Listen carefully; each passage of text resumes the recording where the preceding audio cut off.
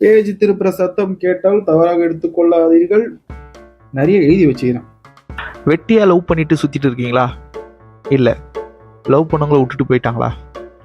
இல்லை லவ் பண்ணவங்களே கல்யாணம் பண்ணி கடைசியில் ஒரு டாக்ஸிக்கான ஒரு கல்யாணத்தில் இருக்கீங்களோ? வாட் எவர், உங்கள் காதல் யாருக்குமே பிரயோஜனம் இல்லாமல் போல. ஏன்னா இந்த நாட்டோட பொருளாதாரத்துக்கு உங்கள் காதல் நிறைய கான்ட்ரிபியூட் பண்ணியிருக்கு. அதாவது காதல் புனிதமானது, அப்புறம் என்னது காதல் தவறானது. இது ரெண்டுத்துக்கும் நடுவில் காதல் ஒரு தந்திரமானது. ஏனென்றால் காதலை கற்றுக் கொடுத்தது உங்களுக்கு யாரு? இது எல்லாமே ப்ரொமோஷனல் ஆக்டிவிட்டியாக நம்மளுக்கு மார்க்கெட் பண்ணியிருக்காங்க. காதல் அது பின்னாடி ஒரு பிஸ்னஸ் இருக்குது இல்லை?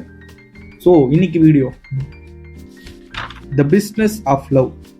லவ் அப்படின்னா நம்ம தமிழை பொறுத்த வரைக்கும் லவ்னா காதல், அன்பு, பாசம் நிறைய இருந்தாலும் லவ்னா ரொமான்டிக் லவ்.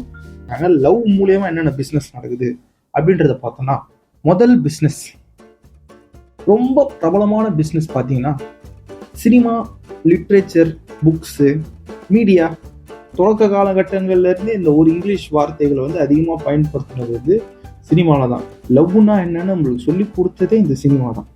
ஏன் சினிமாவில் லவ்வை பற்றி அதிகமாக எடுக்கிறாங்க அப்படின்னா, ஒரு மனுஷனால ஒரு 15 பேர் அடிக்க முடியும், இல்லைன்னா அண்ணாமலையில் வர ரஜினி மாரி நம்ம பழி வாங்கி நான் பெரிய ஆள் ஆகிட்டேன், அதே நாட்டில் ஆகிட்டேன், அதே டைம் ஸ்பேனில் ஆகிட்டேன் அப்படின்னு காட்டுறது கொஞ்சம் கஷ்டம். இல்லைனா வேற ஏதாவது பெரிய சாகசம் இல்லை மேஜிக்லாம் நடக்குதுல்ல, எனக்கு ஏதோ பெரிய வரன் கிடச்சிருக்கு, இந்த வரத்தை வச்சு நான் பெரிய சூப்பர் ஹீரோ ஆகிட்டேன் அப்படிலாம் ஒரு சாதாரண மனுஷனால பண்ண முடியாது. ஆனால் எல்லா மனுஷனாலையும் கல்யாணம் பண்ணி குடும்பம் நடத்தி உள்ள வைக்க முடியும். இப்போ கல்யாணன்றது ஒரு காலத்தில் அரேஞ்ச் மேரேஜாக இருந்த நாடு. இப்போ இந்தியானாலே எல்லாம் அப்படியே அரேஞ்ச் மேரேஜ் தான் பண்ணுவாங்க அப்படின்னு சொன்னாங்க. இந்தியாவுக்குள்ளே தான் நிறைய லவ் படம், லவ் பாடல். ஸோ இந்த காதலை நம்மளுக்கு ப்ரொமோட் பண்ணுறது சினிமா தான். ரெண்டாவது பிஸ்னஸ் எது ரொம்ப காதல் நம்பி இருக்கு அப்படின்னா கம்யூனிகேஷன். கம்யூனிகேஷனை பற்றி தனியாகவே நம்ம பேசலாம். ஆனால் கம்யூனிகேஷன் இன் காதல் அப்படின்னு பார்த்தோம் அப்படின்னா, இன்னொரு காலத்தில் எல்லார் கையிலையும் ஃபோன் இல்லாத நேரத்தில், இல்லை டெலிஃபோனு, வீட்டில் டெலிஃபோனே இல்லாத நேரத்தில் கம்யூனிகேஷன் லெட்டர் மூலியமா இருந்த அந்த காலகட்டங்களில் என்ன பண்ணுவாங்கன்னா, எல்லாம் லெட்டர் எழுதி ஒரு இடத்துல இருந்து இன்னொரு இடத்துக்கு அனுப்புவாங்க. இன்னொரு படம் இருக்குது, அஜித் படம். பார்க்காமலே காதல் பண்ணுவாங்க, டெலிஃபோனில் காதல் பண்ணுவாங்க. அந்த மாதிரி மூஞ்சி பார்க்காமலே காதல் பண்ண காலங்கள்லாம் இருக்குது. அப்புறம் STD, ISD, international roaming, communication, data network எல்லாம் வளருது. இப்போ எஸ்எம்எஸ் வச்சு 100 எஸ்எம்எஸ் ஒரு காலத்தை கொடுத்தாங்க. அந்த 100 எஸ்எம்எஸ் எவனா லவ் பண்ணுறோமோ ரொம்ப கஷ்டப்படுவான். ஏன்னா சிலர்லாம் எண்ணி பார்ப்பாங்க, 100 எஸ்எம்எஸ்ல எனக்கு 100 வராமல் எனக்கு 1-2 குறையுது, யாருக்கு அதை அப்படிலாம் கணக்கு காட்ட வேண்டிய காலங்கள்லாம் இருக்குது. அப்புறம் அதை சார்ந்து என்ன ஆச்சுன்னா, கம்யூனிகேஷனுக்காக தான் இந்த ஃபேஸ்புக் வந்துச்சு.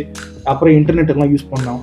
ஒரு காலத்தில் ஒரு மாதத்துக்கு 1 ஜிபி யூஸ் பண்ணுவோம், இப்போ ஒரு நாளைக்கு 2 ஜிபின்ற அளவுக்கு போயினுங்குது. அப்புறம் இந்த ஸ்க்ராட்ச் கார்டுலாம் ஞாபகம் தான். ஒரு அண்ணன்கிட்ட வாங்கி அந்த ஸ்க்ராட்ச் கார்டு கொடுங்க 10 ரூபாய்க்கு இத்தனை ஜிபின்னு வாங்கி, இல்லை இத்தனை எம்பி தான், 100 எம்பி 50 எம்பி, அதை வாங்கி அதை பக்குவமாக யூஸ் பண்ண காலங்கள்லாம் இருக்குது. இப்போ கம்யூனிகேஷன்லேயே வரும்போது கம்யூனிகேஷனுக்காக என்ன பண்ணால் இன்டர்நெட்டும் உள்ள வருது. இன்டர்நெட்டில் உங்களுக்கு வாட்ஸ்அப்பு, வைபரு, ஸ்னாப்சாட்டு, டெலிகிராமு, எக்ஸெட்ரா எல்லாம் அப்படியே போயிட்டே இருக்குது. அதுக்கப்புறம் இது எல்லாமே கம்யூனிகேஷனுக்குள்ளே வருது.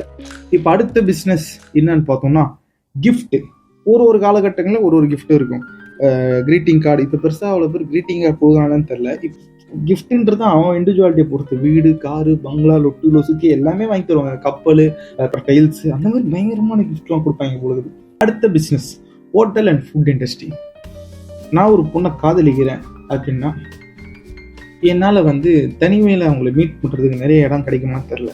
ஆனால் என்னைக்காவது ஒரு இடத்துல ஒரு ரெஸ்டாரண்ட்டில் போய் உட்காந்து சாப்பிட்டோம்னா 2 பேர் சாப்பிடுவோம், நல்லா பேசலாம். அப்போ கொஞ்சம் மனசு திறந்து பேசலாம். இப்போ அந்த இங்கிலீஷ் படத்தெல்லாம் பார்த்தோன்னா எல்லாருமே can I take you for a cup of coffee, இந்த மாதிரி டின்னருக்கு மீட் பண்ணலாமா, அப்படிதான். ஃபுட் இண்டஸ்ட்ரி அதுலேயே சாக்லேட் கூட வரும், இல்லை கேக் வாங்கலாம் அது கூட வரும், இல்லை 2 பேரும் போய் ரோட்டு கடையில் பானிபூரி சாப்பிட்றாங்களா அது கூட வரும். So food industry. அதுக்கப்புறம் டூரிசம். அச்சம் என்பது மடமையடா அப்படின்னு ஒரு படத்தில் சிம்பு அவர் தங்கச்சியோட ஃப்ரெண்டை கூப்பிட்டுட்டு அவர் ஊராக சுற்றுவார். காதல் பண்ணுறவங்க வேற ஊருக்கு போகிறது, அந்த ஊரை சுற்றி பார்க்குறது, அந்த மாதிரி டூரிசத்தையும் கொஞ்சம் டெவலப் பண்ணுறாங்க. அடுத்த இண்டஸ்ட்ரி டிரான்ஸ்போர்ட்டேஷன். அடுத்த பிஸ்னஸ் டிரான்ஸ்போர்ட்டேஷனில் 2 டைப்பாக இருக்குது. ஒன்று டிரான்ஸ்போர்ட்டேஷனுக்கு பெட்ரோல் சம்மந்தப்பட்டு பார்ப்போம். பெட்ரோல் தனிக்கும் போட்டு பைக்லேருந்து ஒருத்தன் பைக் வச்சு ஒருத்தன் பிக்கப் ட்ராப் பண்ணுறான்னா அது ஒரு டைப் ஆஃப் டிரான்ஸ்போர்ட்டேஷனு. இன்னொன்று இந்த மாதிரி டூரிசம் ரிலேட்டடாக எங்கேயாவது போகிறாங்க, லாங் டிஸ்டன்ஸ் போகிறாங்க அப்படின்னா அதுக்கு வண்டி வாடகை எடுக்கிறாங்க, இல்லை வந்து பஸ்ஸை பிடிச்சி போகிறாங்க, இல்லை ஃப்ளைட்டை பிடிச்சி பார்க்குறாங்க. வாரணமாயிரத்தில் வந்து ஒரு டிரான்ஸ்போர்ட்டேஷன் ஃப்ளைட்டு பிடிச்சி தான் வெளிநாட்டுக்கு போகிறாரு. அதுக்கப்புறம் அதர் பிஸ்னஸ் இது இல்லாமல், இதுதான் மேஜரான பிஸ்னஸ். ஓகேவா? இது இல்லாமல் என்னென்ன பிஸ்னஸ் இருக்குது அப்படின்னு பார்த்தீங்கன்னா, அட்வர்டைஸ்மெண்ட் யூஸ் பண்ணுறாங்க. அது என்ன ஒரு சென்ட் விற்கணும், நீ சென்ட் அடிச்சுனா 10 பேர் ஓடி வருவாங்க, நீ சாக்லேட் சாப்பிட்டனா ஒரு 4 பேர் ஓடி வருவாங்க அப்படின்னு சொல்லிட்டு ரொம்ப டீப்பாக அட்வர்டைஸ்மெண்ட்டை ஒரு கான்செப்டாக யூஸ் பண்ணிக்கிறது. அதுக்கப்புறம் வந்து இது ஆஸ்ட்ராலஜி ஜோசியம் பார்க்குறவங்க. ஏதோ ஒரு ஒரு பீச்சு பார்க்குன்னு போனீங்கன்னா ஏதாவது ஒரு கிளி ஜோசியம், அதாவது ஒரு கட்டை மாரி வச்சிங்கன்னா அவங்க கைரேகை பார்க்குறோம் அப்படின்னு சொல்லிட்டு அவங்க நல்லா கல்லா கட்டுவாங்க. அதுக்கப்புறம் டெக்ஸ்டைல் இண்டஸ்ட்ரி 2 இருக்குது. ஃபஸ்ட்டு இம்ப்ரெஸ் பண்ணுறதுக்காக நல்ல சட்டை, நல்ல பேண்ட்டு, இல்லை நல்ல சுடிதார், நல்ல புடவை கட்டிங்க போகுது. இன்னும் என்னன்னா அவங்க கூட சுற்றும் போது அவங்களுக்கு வந்து நம்மளுக்கு மேட்சாக இருக்கணும். இப்போ ஒருத்தவங்க வந்து நீல கலர் பிடிக்குது அப்படின்னா எனக்கு மேட்சை நீ போட்டணும் அப்படின்னு அவங்க நீல கலர் போய் வாங்குவோம். இல்லை ஒருத்தவங்க கிஃப்ட் பண்ணுறோம் அப்படின்னா டெக்ஸ்டைல் இண்டஸ்ட்ரி நல்லா வளரும். ஸோ கன்க்ளூஷன் என்ன அப்படின்னா, இப்போ லவ்ன்றது ரொம்ப எக்ஸாஜரேட் பண்ணுறதுனா லவ்னா என்ன, ரியல் லவ் அப்படின்னா என்னென்னு எங்களுக்கு தெரியாமல் கூட ஒரு சான்ஸ் இருக்குது.